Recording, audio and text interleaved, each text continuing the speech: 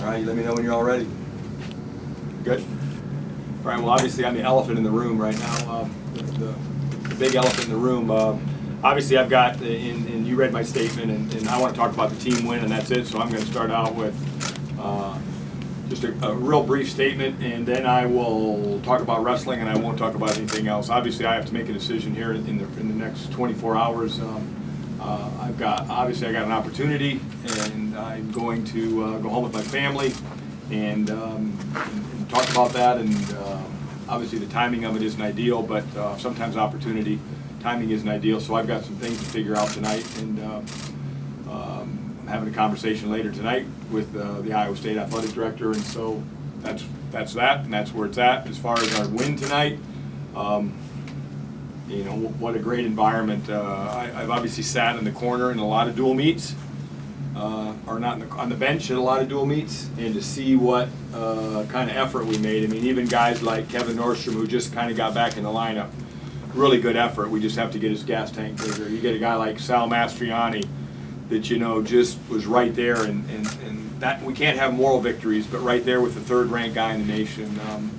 So this team is solid. This team is peaking.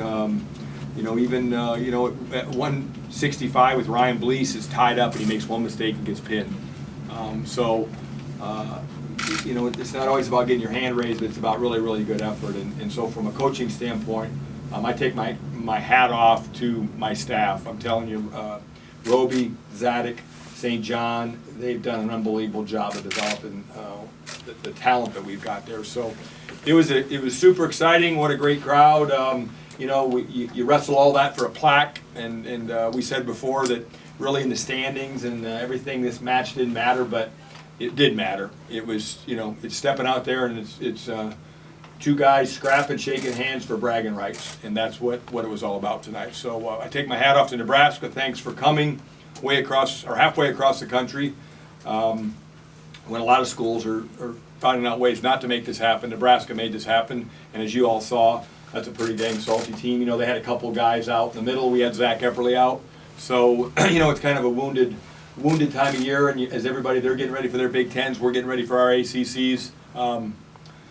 So you got to be a little bit smart, you know, and so we could have wrestled Zach Epperly. I know that's probably a question people are going to ask. We could have wrestled him, but we just wanted to make sure that we got a really good Zach Epperly at the ACC tournament, and we're going to have a really good Zach Epperly at the ACC tournament. So with that, I'll open it up. What have you told your team, and did you tell them, okay, I want you to stay focused and not let this distract you? And because some teams might not have won today because of what's going on. Well, that just showed you how daggone good our team is right there, right? How tough they are mentally and how good my staff is. And so, you know, we had a meeting. I was very honest with them yesterday and said I had a decision to make. I asked them to have my back. They had my back. I said, you guys are so daggone tough and so daggone strong that you don't need dresser because I'm too old to wrestle. And I don't need to scream and yell that much because I got plenty of screaming yellers, and I say that in a good way in the bench. So I was never, ever worried about this team competing and going forward. So that's not a concern of mine at all. You see how filled up it is at Castle, the Mossart Center, everything has just been so many people behind you. When you think about where it came from to where it is now, just how do you put all that in perspective? It's just, you know, I take a lot of pride in that. I mean, you know, walking out, and I've had 3 stints. I was at a high school for 8 years. I was at another high school for 10 years, and I was, you know, possibly at another place for 10 or 11 years. You know, leaving with your head high and walking out proud is a big deal to me. And so, if that's the case, and that's what things wake up tomorrow morning, I will be so proud of what's happened at Virginia Tech. And you know, it's not just Dresser, and I think tonight proved that. It's just everybody, and it takes a lot of people to build a program. And you know, it's pretty obvious. I think if you sit and watch and really study our program, is as I become older, I become more of a CEO instead of an on-the-mat coach. I've been fortunate to make some really good hires. And the guys that we've got right now that are spending, you know, more of the time in the room than I am, it's working right now. So that's, you know, it's just fun. You know, I like building, and you know, I think we've built a pretty daggone good thing here.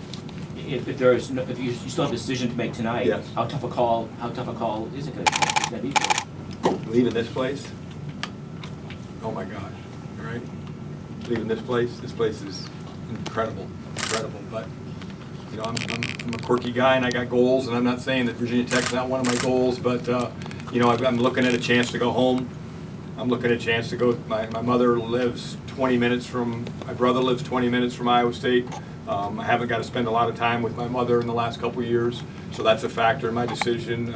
Obviously, I have to have my family on board because that's the most important thing, so those things are important to me.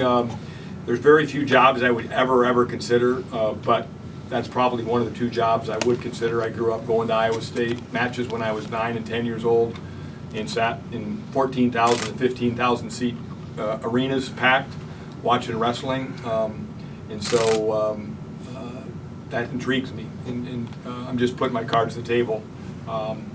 I kind of take pride in the fact that everywhere I have ever left, I left better and stronger, and Virginia Tech is a national power in wrestling. And that's what I wanted when I took over. I made the statement, my very first press conference, there was 2 of you in here, none of you in here. And I said, I didn't take this job to get second place. And we haven't got first and we haven't got second, but we've done some really good things here. So, you know, I've got to sit down and I'm going to go hang out with my family and make some decisions. But I think you all agree that tonight was pretty special, but that's just the kind of the team we got, and that's just the kind of organization we got. And you know, and I'll kind of finish with this is that you know, I know it's easy. Again, don't know exactly where I'm going with this yet, but you know, it's easy to point fingers and say, you know, Whit Babcock should have jumped up here and this and that. Let me tell you what Whit Babcock has done a tremendous amount for Kevin Dresser. Okay, so I know people want to start going down that direction. Everybody's looking to point fingers. Whit Babcock has been in my corner since the day he got here. Jim Weaver was in my corner when he was running this place. I've been blessed to have this opportunity and things given to me and ideas spread out. And you look what our marketing people have done just over the years, and how, you know, just from the rise of the Moss Center to the crowds we get here. Now we're averaging 2,500, 3,000 people. And that was paid tonight, by the way, okay? That was paid tonight, so that's pretty cool. So can't say enough great things about everybody involved. This isn't a situation where Coach Dresser leaves because he's unhappy. This would be a situation where Coach Dresser leaves because he maybe wants to go home and he maybe wants a challenge, a different kind of challenge. And I'm a weird guy, and I like challenges and I like building things. And so, you know, I have to decide at the end of the night here if I've left this place in good enough hands and I'm ready to build another castle. I don't know. You'll announce something tomorrow. Yeah. Definitely think. Would you stay the rest of the season through March? No, or? probably not. You know, we got a great staff, and no, I mean, I think these guys need to go. I'll be, you know, I've thought about it, obviously, and I'll be in the stands eating popcorn and drinking Diet Coke at the ACCs with all the rest of the Hokie fans if they'll have me. And I got my NCAA tickets.